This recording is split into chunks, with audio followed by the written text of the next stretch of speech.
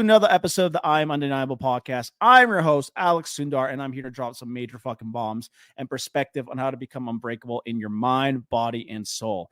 And in today's episode, what I'm actually going to be talking about is I'm going to be talking about how to stop sugar cravings and lose weight. This is a question I get a lot. It's like, I'm asking about people's goals. We're talking, and it's like, man, like I can't stop emotionally eating. I can't stop, binge eating late at night. I just want to quit eating sugar.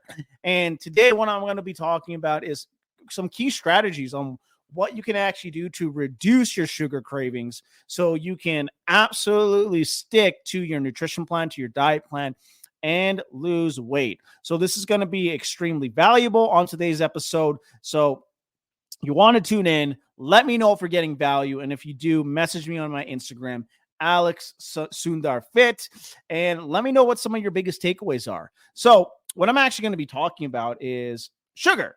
Like, is sugar bad for you? And I think a lot of people, get the wrong idea when it comes down to sugar. Right? They think sugar is the bad thing. They think sugar is something that we should not consume in order to lose weight.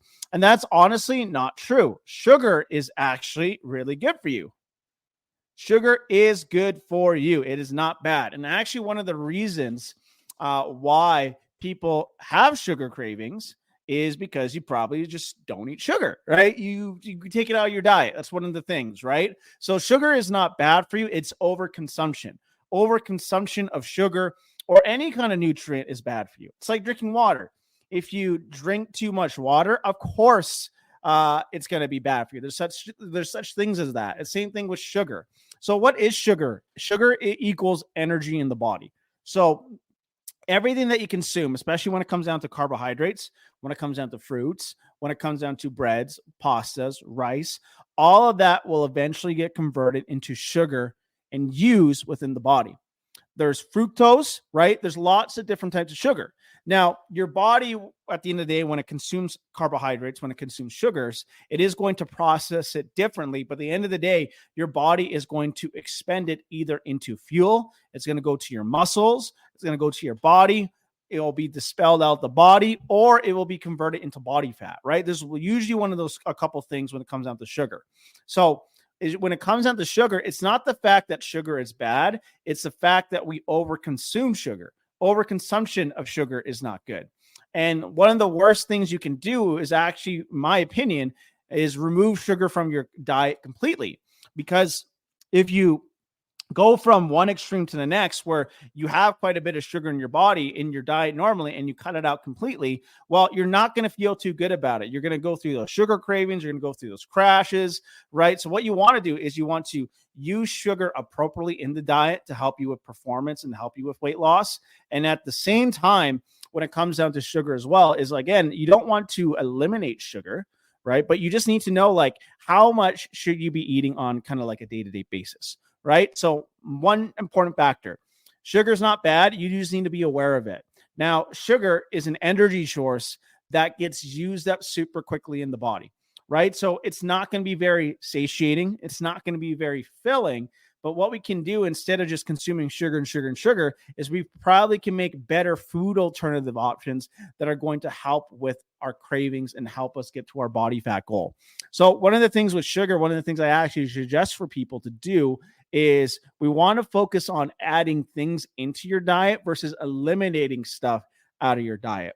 And I find that once you hit these points, which I'm going to mention, you'll notice your cravings for sugar will reduce. But like I said, you don't want to cut it out. You want to reduce that impact. So one of the things is going from calorie drinks to 0-calorie drinks. Now, the reason why I recommend that is because usually calorie-related drinks are very high in calories, right? And that's going to aid you in fat loss. Now, I'm not saying like a Diet Coke is the best for you, but it's a better alternative than drinking regular Coke, which regular Coke is full of sugar, it's full of high calories. And if you just make that switch naturally, you'll notice that you'll start losing body fat quite easily. It's the same thing when it comes down to your coffees. Instead of adding sugar in it, add in a 0-calorie sweetener in it instead, right? it's about making alternatives instead of just cutting things out completely, which is going to allow you to be more successful. And as you're consistently on your fat loss journey, on your weight loss journey, over time, you'll be able to make better decisions when it comes down to your health and when it comes down to your fitness, when it comes down to your weight loss, and essentially become your most undeniable version of yourself, right? So we want to make sure that though we keep those factors, quite in line with what we're actually trying to achieve and what we're actually trying to do in terms of actually losing body fat and losing weight. So we want to make sure that we keep those factors really, really in mind, right? So swapping out those things for 0-calorie drinks is going to allow you to keep yourself on track. Another thing that we can actually add into your diet is actually eating more protein. Now, the reason why we actually want to eat more protein is because protein is extremely satiating. It keeps you full for longer, right? It automatically fills you up, right? So that's a really, really good factor that we actually want to have when it comes down to your cravings, when it comes down to sugar. And plus, like, if your body is getting the appropriate nutrients, like, of course, you're not going to crave other foods. So that's super important.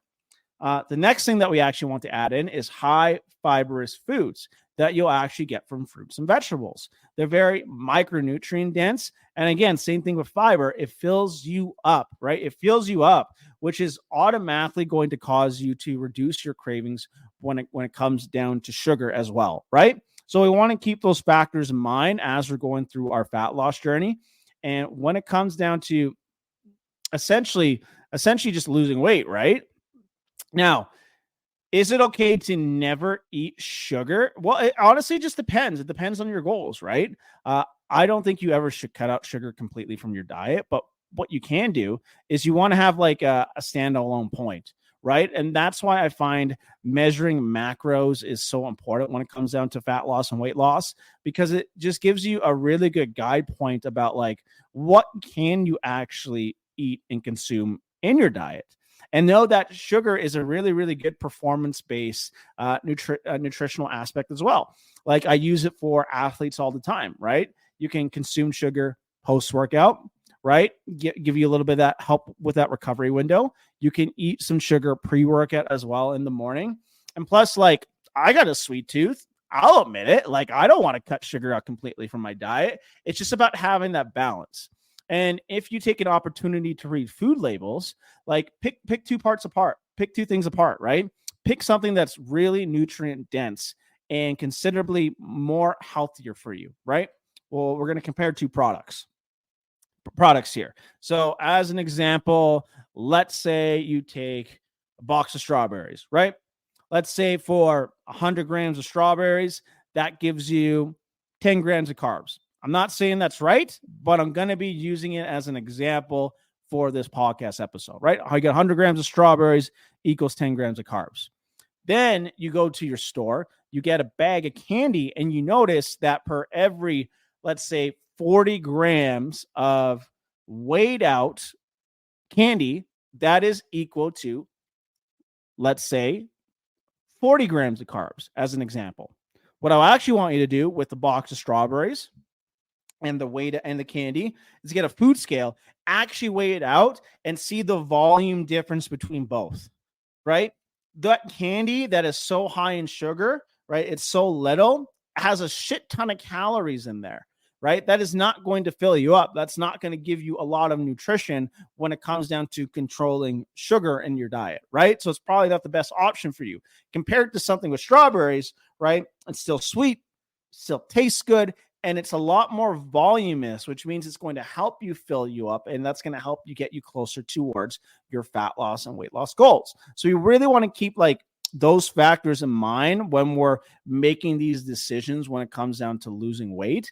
And another factor that you can actually take this into consideration too is like when you're learning about food labels, it's not about like the sugar that's in them. It's like, okay, is this actually going to fill me up? It's like drinking a Coke. Right? A Coke could have like what, 200 calories, 250. I don't know the exact amount. And that can of Coke goes down super, super quickly. And it has like a ton of calories in it. Of course, you're not going to lose weight on that. Like you're better off not cutting this stuff out completely, just making better alternative options, like I suggested earlier to you as well. right? And by doing it this way, it's going to allow you to establish a couple things. One, it's going to allow you to establish consistency when it comes down to your fat loss and weight loss plan. That's the most important part is that consistency.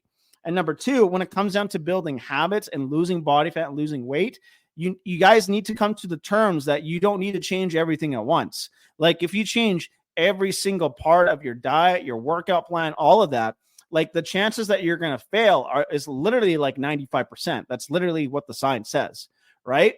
So you are better off making minimal changes, losing body fat, and then over time, as you go throughout your program, as you go off through your diet plan, you're going to get better and more better long-term sustained results by doing it that way. And then over time, as you go along in your journey, you can make better habit changes. You can make increased stuff. Like nothing needs to be changed overnight with this stuff. It is a long-term journey. It is a long-term play. And it's like, honestly, the same way that I coach my clients with it, right? We got David here on TikTok. I'm going to shout you out. He eats relatively healthy, works out 70 often, but probably you can eat 10 mini rescuts per day. Like it's a good example there. It just really depends, right? So like I said before, like cutting out sugar completely, it doesn't mean you're going to be successful, especially if you're someone that eats sugar regularly in their diet. Like I don't think you should cut it out completely. When it comes down to fat loss, it's something that you can play around with to make sure that it can help with you keeping consistent on your diet. Like for me, like I'm currently on a fat loss plan right now because I'm getting competition ready. That is what we are currently doing. And I don't eliminate sugar. I just reduce it to the amount that's going to help me curb my cravings, help me with my appetite, keep me consistent. But the majority of my diet is still really good in protein, really good in like really good carbohydrates, a lot of fruits and vegetables. Like the majority of your diet should be nutrient dense food. And then once you hit those standalone points of like your protein intake, your fiber intake, you're within your caloric window, you can have some flexibility with it as well. So squad, I hope you guys got a ton of value out of today's episode. Give me a follow on my social Instagram, Alex Sundar Fit. Let me know the biggest value that you got away from this. And we will talk to y'all very, very, very soon. See y'all tomorrow.